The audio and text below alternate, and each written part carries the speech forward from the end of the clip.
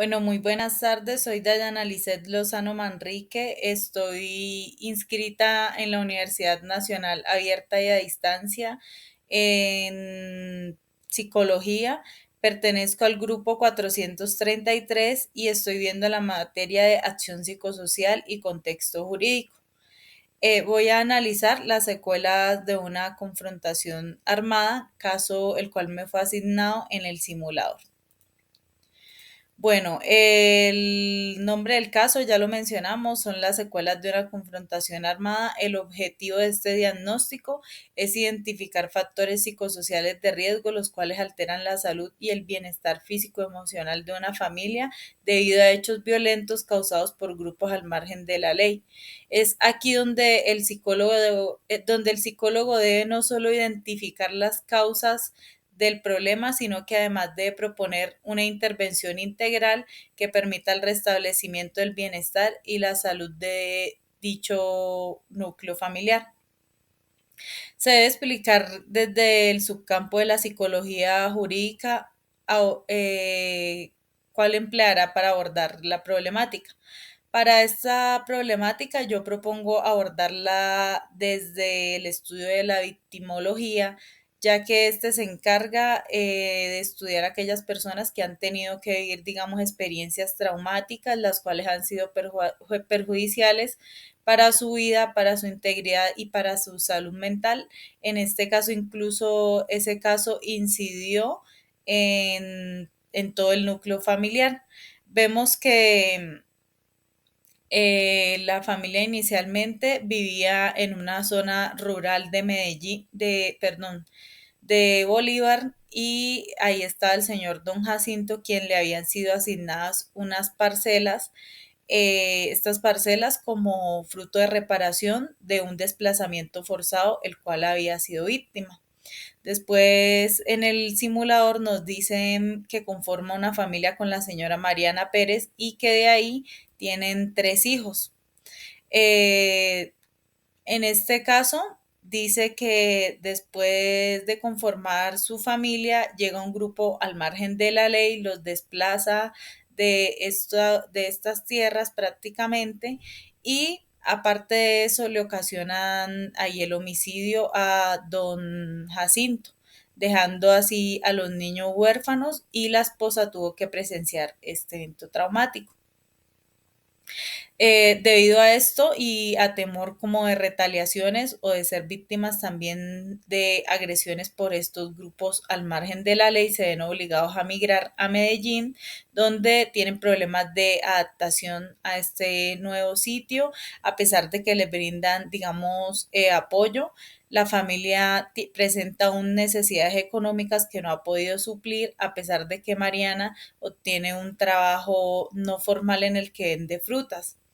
Vemos que además de esta inestabilidad, hay un hijo que empieza a presentar problemas con el lenguaje y con el aprendizaje, y doña Mariana tiene que cubrir el costo de estos especialistas y refiere que, digamos, con sus ingresos no los alcanza a costear. Debemos también observar cuáles son las necesidades psicojurídicas en este caso. Vemos que hay necesidades que presentan, como las cuales son el acceso a una justicia integral, ya que a pesar de que hay, digamos, el acompañamiento de entidades político-administrativas, no se cubre la totalidad de las necesidades. Vemos el derecho a la no revictimización, ya que doña Mariana dice que tiene, digamos, acceso a la salud, pero constantemente presenta episodios también como de depresión, y esto debido como al estrés postraumático. Y cada vez que, digamos, acude a estos centros, evidentemente, digamos, como contar nuevamente los delitos, por lo cual se considera que esto es una revictimización. También vemos el derecho a la reparación integral, ya que aquellas personas que sean víctimas del conflicto tienen derecho a la verdad y a ser reparados y dignificados de manera integral, garantizándoles la no repetición de dichos hechos, lo cual está establecido en la Ley 975 del año 2005. También observamos en la Ley 1448, la cual fue expedida por el Honorable Congreso de Colombia. En este, digamos, se dictan cuáles son los derechos de las víctimas y entre estos habla sobre el trato digno, la asistencia gratuita, el ser escuchado, facilitar la prestación de pruebas, garantizar una protección integral y generar una reparación integral del daño. Bueno, aparte de eso, vemos también que la constitución política, como las normas mencionadas, buscan como este reconocimiento y el restablecimiento de derechos cuando dichos bienes tutelados han sido alterados, propendiendo siempre por la justicia, equidad, reparación integral y sobre todo la no repetición de estos hechos violentos. Por otra parte, debemos mencionar cuáles son las necesidades psicosociales de la problemática. En este caso se perciben varias necesidades psicosociales por parte de la señora Mariana Pérez y además por parte de sus hijos, quienes también se les veía una alteración, como ya mencionamos, en sus procesos cognitivos y habilidades concretas. Es por eso que se concluye que ellos requieren un acompañamiento integral por parte de un psicólogo o un psicoterapeuta, ya que deben hacer un proceso de duelo. Esto es necesario para afrontar su realidad y poder avanzar en este proceso de sanación. Además, requieren accesos eficaces a la justicia integral y a una salud integral que cubra las terapias del menor que presenta estos problemas cognitivos, ya que para realizar procesos de perdón también se necesita la verdad en los hechos de modo, tiempo y lugar. A pesar de que haya sido una situación violenta, se requiere como clarificar estos hechos. También se hacen necesarias las participaciones de entidades político-administrativas con el fin de restablecer estos derechos y el acompañamiento de orientación psicológica con una intervención eficaz que logre nuevamente el equilibrio y la armonía para esta familia. Bueno, vemos también cómo los factores psicosociales influyen como en el sostenimiento de esta problemática. Entre estos vemos la ansiedad, el estrés, el sueño, eh, doña Mariana reportaba que tenía un sueño no reparador, que tenía problemas en las habilidades concretas y desarrollo de los procesos cognitivos uno de sus hijos.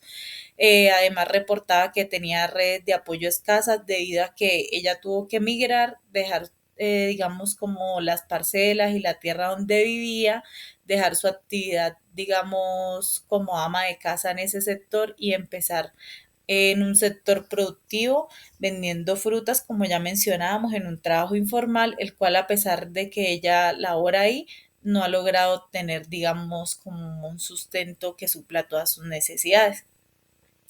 Observamos entonces que estos factores adversos persisten y causan resistencia o dificultan los procesos de recuperación o de sanación, puesto que alteran el bienestar de las personas y contribuyen al mantenimiento de una psicopatología, o deteriorando así la salud físico-mental de las personas e incluso ya incidiendo en todo este grupo familiar.